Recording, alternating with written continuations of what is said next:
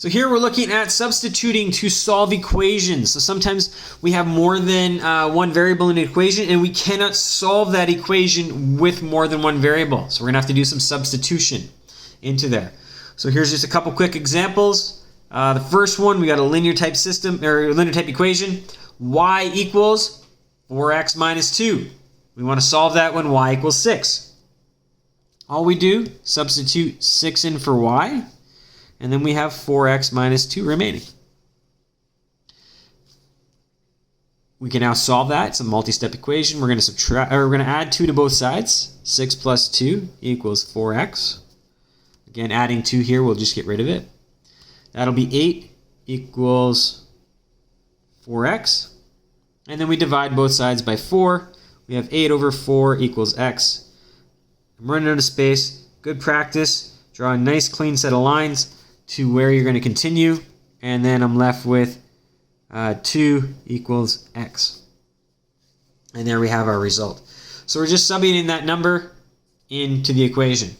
In the next case, we got the formula here. I was thinking area and perimeter. It's not anything specific to that. It's just A equals 2L plus 2W. You could call this an area or perimeter formula. I don't care. Or just a random formula. But A equals 2L plus 2W, where A equals 96 and L equals 6. So in this case, we're going to replace the A with 96. And now when I replace the L, it's not going to become 26. It's 2 times 6. So we replace it in parentheses.